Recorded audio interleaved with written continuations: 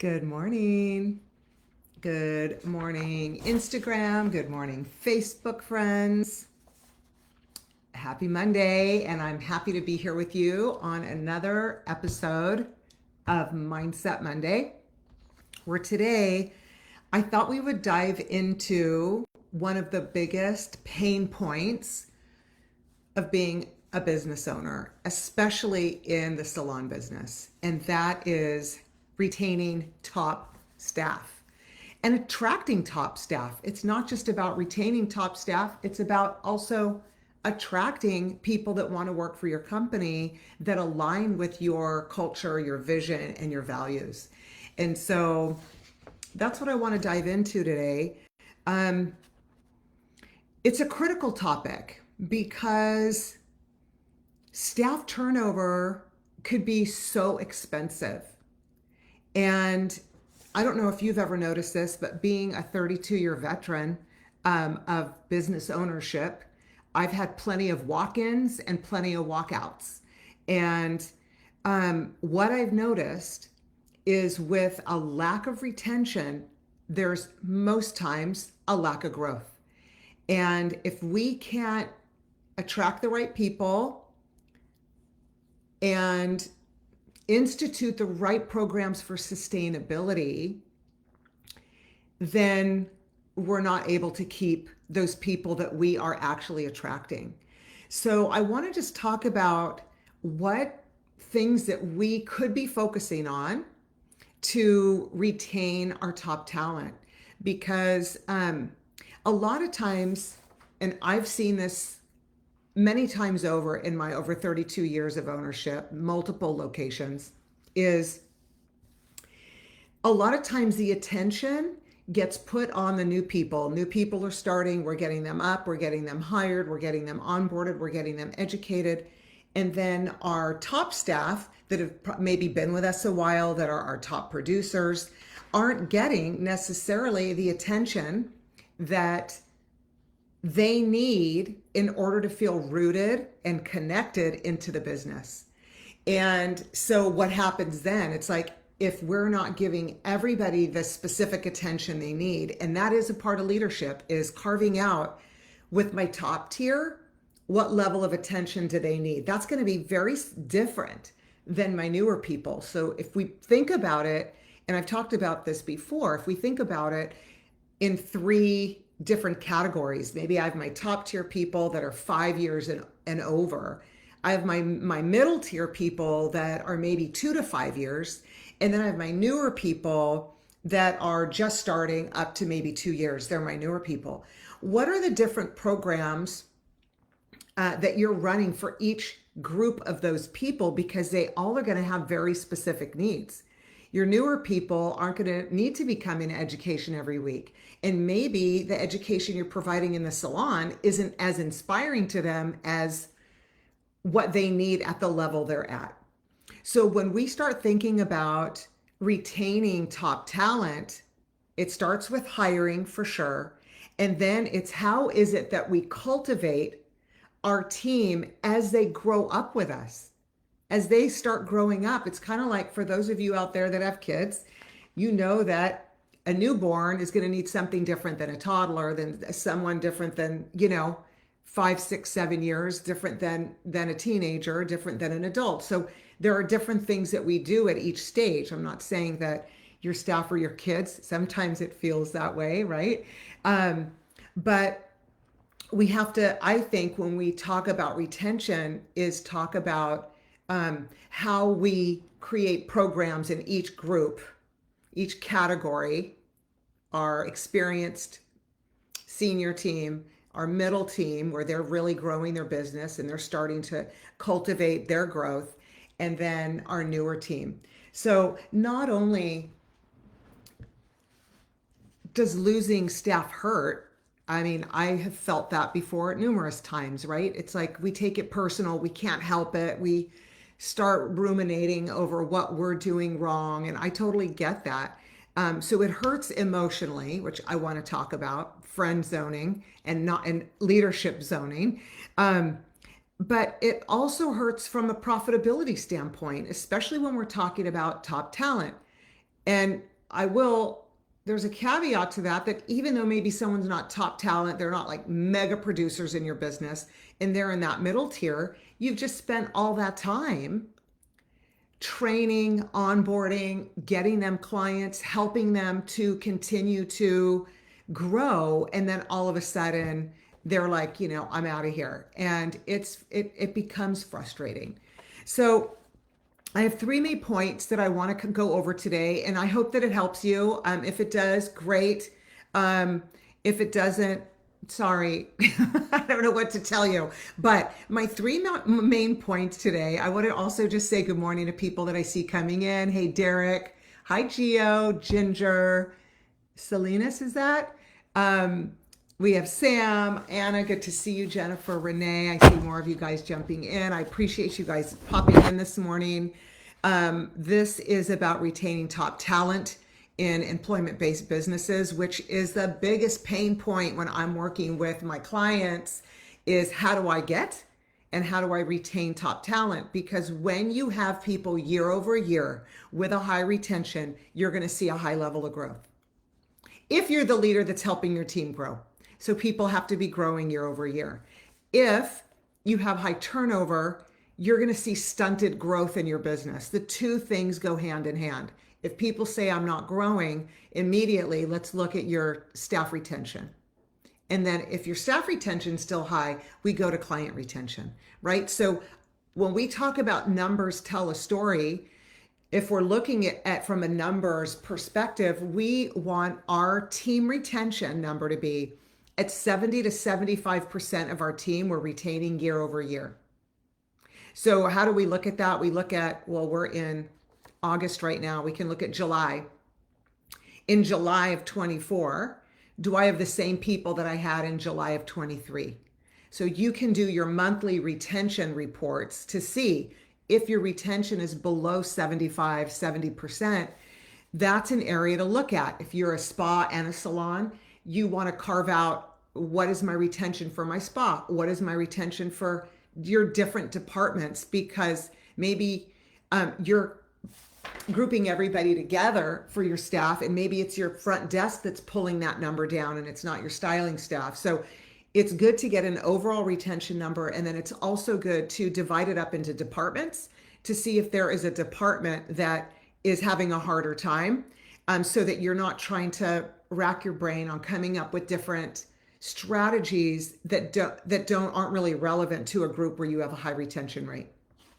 So my 3 points that I want to talk about today, the first one is cultivating a strong culture. I mean, I can't even talk about this enough, that if we are not cultivating a strong culture and your team don't feel rooted in that culture, it's a slippery slope for people to stay. People want to feel a sense of belonging. The second thing is opportunities for involvement and growth. That's really important. And the third thing that we're going to go over today is building deep-rooted leadership connections. And I talked a minute ago about friend zoning or leadership zoning. I think I need to coin that phrase. So I want to get into that too, because I do see a lot of people posting about staff leaving, and I thought we were friends, and I'm so gutted, and this and that and the other thing. And I want to tell you that I've been there, and it hurts. And when we have to learn a lesson that is so painful to the core, which I have experienced a few times, but I could think of one main time. I mean, to the core, I have scars still on my heart. It allows us to say, what could we have done different, and could we have done better? And was I at my best leadership? Was I living in my best leadership shoes, or was I living in my best friendship shoes, and I was mixing the two? And that's why the scar is still here. And I can tell you, it was the friend zoning that created the scar, not the leadership zoning. Not that as a leader, you're not going to feel set back, feel frustrated, feel a little bit hurt. But you guys know what I mean, don't you, when I talk about cutting to the core, right? So I see you guys in here. Throw me a comment if you're understanding what I mean. I mean, that's a real thing. Let's talk about our first point today, which is hiring for culture and mission. And I think that the first piece of retention is, are we hiring the right people? So I've talked a lot in the past about this notion of, am I hiring out of inspiration or desperation? Hiring out of desperation is like, I need people so bad, I'm going to just see if they have a pulse. And if they do, I think they're good to go. Are they breathing? Okay, they're good to go. That's hiring out of desperation. And I am not here for that. I am not recommending that. So when we're interviewing, we want to make sure that what's leading our conversations in the interview is who we are as a company, who we are as a culture, what is your mission, your core values, to see if it's a match. It's kind of like finding your partner in life. Like if you are all about living in the moment and spending money and going on your vacations now because the future doesn't matter, and then you meet somebody that you think looks great, but they're all about savings. I mean, I don't know. I mean, there may be a problem later in a relationship, right? So hiring for culture, clear communications on core values. If you guys do not have your core values and what the behaviors are that support the core values, that is not only a hiring tool, that is a day-to-day leadership tool to keep your culture intact. Sticking to the culture is huge. So if you're going to hire people on with this specific culture because it sounds good and it feels good to you, but you are not mustering up the courage to take a stand for your culture when things get tough, when things go south, when you see people doing things that aren't lined up with that culture, how do you show up as a leader to protect the rest of your people in the face of it being challenging to have maybe some certain conversation with somebody because maybe they're a strong employee, maybe they have strong opinions, maybe you feel like you're not great at confrontation. This is, to me, never about confrontation, guys, taking a stand for your culture.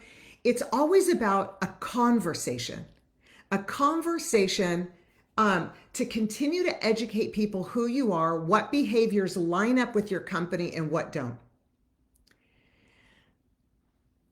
I don't think anything can ruin a culture faster than a bad apple, than a sick seed, than a diseased plant.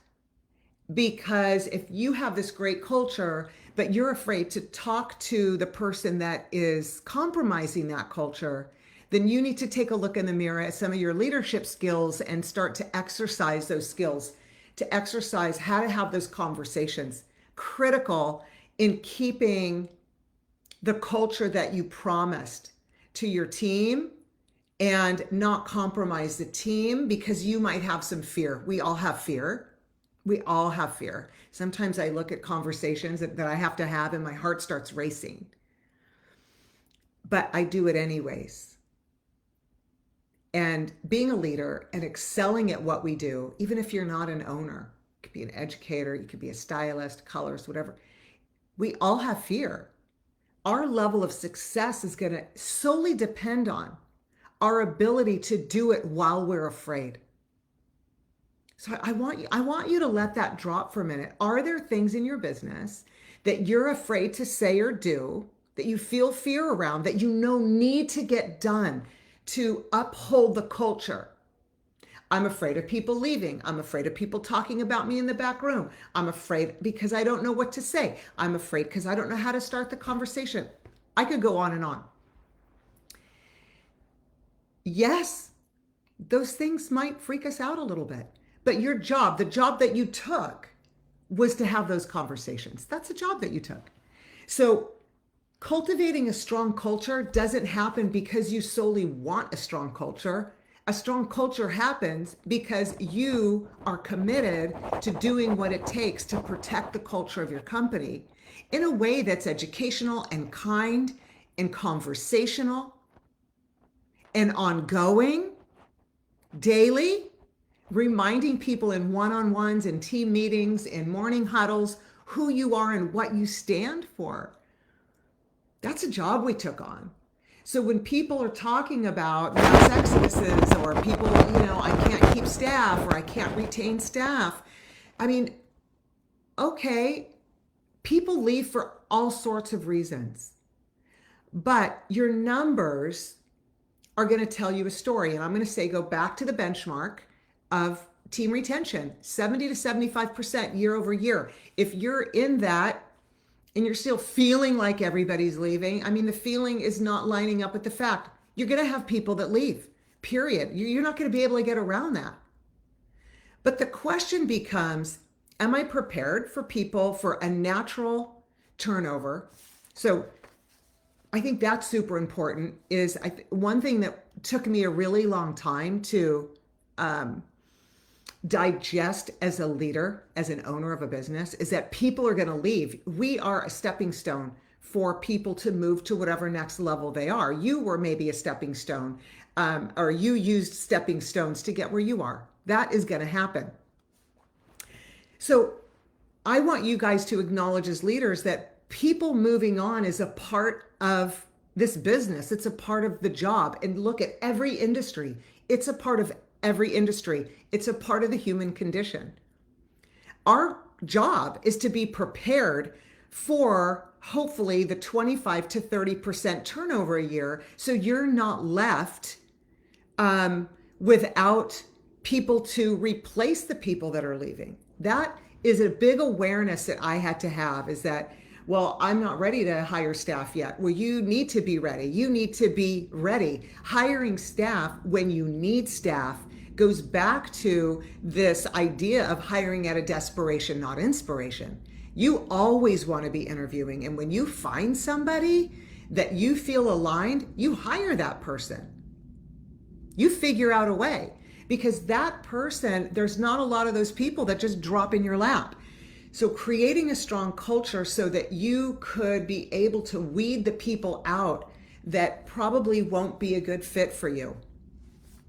So that's step one in retaining top talent, is cultivating a strong culture and making sure you have the courage, or you muster up the courage, or you practice your courage muscle to keep the culture strong in the face of adversity.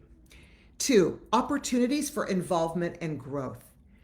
So, okay, someone starts with me, they come in, they get onboarded, they go through their initial training, right? We have a whole education program for them. And after they get through the initial, if you think about it, the newer people are kind of in this highest growth graph, if you look at it. So they come on, they start learning, then they go out on the floor and they start growing. They're getting a lot of education. You're meeting with them more, you're mentoring, they have a mentor. I hope they have a mentor. This is another piece of opportunities for growth. But once your people they've been with you a couple of years, maybe they're not going to that education, maybe they don't have a mentor anymore, you're at risk if we're just leaving them hanging and not continuing to develop their growth to whatever next level it is for them. And growth can happen in a million different ways. To me, I try to put it into 2 categories. There's financial growth. So is there a track for financial growth for people? I really believe that people need to have the capacity to financially grow, whether it's a system to raise their prices through getting promotions and meeting certain criteria, to offering new services that provide a higher ticket. Whatever it is, we have to be committed to our team's financial growth. That's one bucket over here. Our next bucket over here is, what kind of growth opportunities inside your business are you creating for your team so they feel that they are intellectually growing? A lot of people leave not because they're not being paid enough. They're not intellectually growing. So what does that mean? What does that mean when I say that? Okay, well, are there opportunities for people to grow into become a mentor, to mentor the new kids? Is there leadership opportunities, educational director to become an educator in your company, to move into leadership, to move into partnership? Yeah, I said it. Where is there a glass ceiling that nobody can see, but they keep hitting their head on it because there's not opportunities for growth for your staff? This is huge. So when you think about retaining top talent, you want to think about financial growth and intellectual growth for them so that they're working on something new? Is it a creative director where you're out doing fashion week and fashion shows and photo shoots, or right, going to the schools and helping to do outreach programs where we're doing recruitment? People want to feel a part and they want to feel rooted in your business. So they feel like, look, this family is growing together. People that are invested in certain areas of your business are invested in your business and their business. And this is another avenue for them to talk to their clients about, to be excited about, which builds more clients. Clients don't want to go to a depressed, burnt out person. It's just, that's not something that they want. Clients want to go to technicians that have great energy, that light them up, that are also intellectually growing. So are you offering this availability, opportunities for involvement and growth? That was my second point. My third point is building deep-rooted leadership connections. And this whole live today came out of, I spent yesterday with a dear friend of mine, high school friend of mine. I think we've known each other since we were like 14 years old. And I love those deep-rooted connections. I'm all about it. And we were walking down at the beach yesterday, and she said to me, I was telling her about our last salon celebration, and we were at our salon celebration, we were celebrating one of our team members who was having a 20-year anniversary. And it was just so emotional because not only do I get up and say some words, and our manager gets up and says some words, but the whole team, we go around and see who wants to say stuff. It was like, my God, the tears in the room and the energy and the love. And I started looking around, and I was telling my friend this yesterday. I said it was such an emotional meeting or salon celebration the other week. It was last Tuesday, because I was looking around the room and I was just struck by how grateful I was. We have one of my assistant managers been with me 24 years. We celebrated that 20-year anniversary. I have someone in their 22 years. Last month it was a 19-year anniversary. We have 17, 16, also 5, 2, 4, 8, 16, everywhere in between. But I was looking around and I said to her, I was so emotional because I just felt so blessed and so grateful for these people that I've been able to grow with. I mean, I have a 15-year-old. He's going to turn 16 this week. And they knew me before I even had a kid. I knew them before they were married, right? So it's like this bond, this love in this room was just so overwhelming. And she said to me, what do you think is attributes to that? That's so unusual that you have people that have been with you that long. And I said, deep-rooted connections. It was the first thing that came to my mind. And not necessarily friendship connections, although they're friends of mine. I'm their leader first, not their friend first. I'm their leader first. And we go out and we'll have lunch and we'll talk about life. So we are friendly and we are connected. But my first priority for them is their sustainability and their success and growth in their own life. My first priority is not to be liked as a person. It's to be respected as a leader.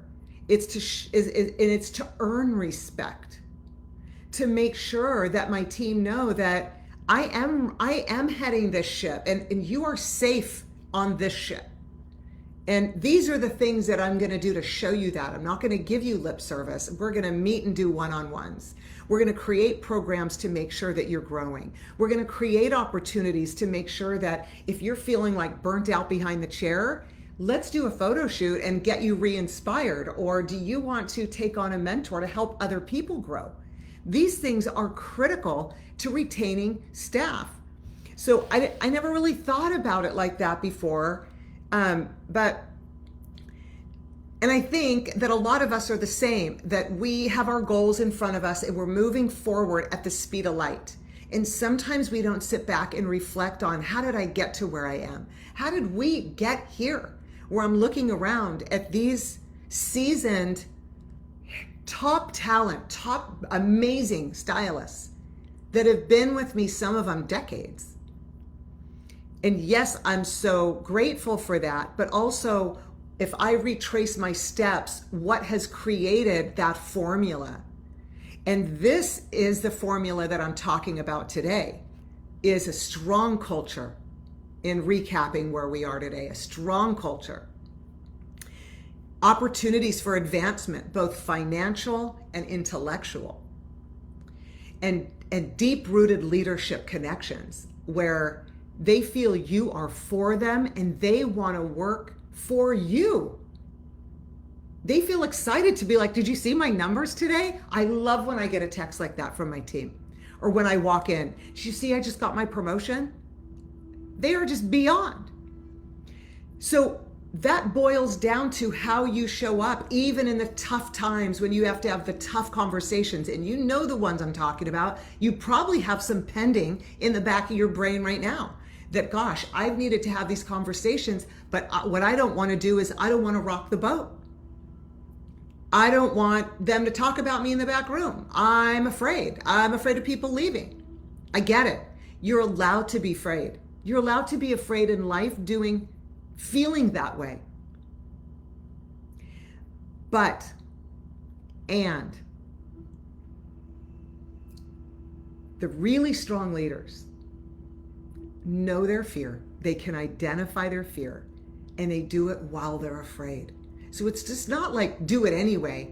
Do it while you're afraid. It's okay. You're going to survive. And when you ask yourself, what's at stake if I don't have this conversation?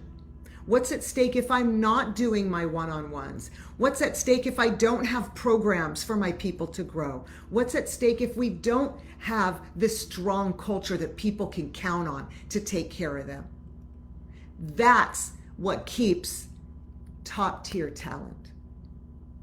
And I dare anybody to tell me differently. Now, will I have people leaving still? Yeah, that's a part of our business. It's a part of the business model. So if you're in denial about that, I want to just slap you out of it. It's going to happen. But look at your numbers. Look at your retention numbers and look month over month. Of the people I had in 23, how many of those people in 23 in July did I have this July of 2023? What percentage of them? Just the people in July, not the ones that you gained in August, September, October, November. No, just the ones that you had in July. Were they still with you in this July? And you can do that month by month by month to see if you are maintaining and retaining at least 70 to 75% of your team year over year, and know that you're going to have a 25 or 30% turnover. Prepare yourself for that. It's our business model. Don't be gutted every time somebody leaves and you're like, oh my God, what am I supposed to do now? You guys, this isn't new news. This is how our business works. So get your shit together, people, right? I mean, all right. Throw some comments in. Tell me what resonated with you in this live and where you feel you could turn it up a little bit and elevate where you are to help retain those top tier people. And while you're typing, I'm going to just recap my 3 points. Cultivating a strong people. Opportunities for involvement and growth for your team. Building a deep-rooted leadership connection with your team. And, remembering that it's not just about pay. It's about how people feel under your leadership. It's time to show up for your people. It's time to show up big time. If you want big time results, show up big. I'd love to hear your thoughts. Next week, I won't be here. I'm traveling again this week. I'm going up to Napa for a friend's birthday, and I won't be back till later on next Monday. So I'm skipping next Monday, but I will be back with you the following Monday.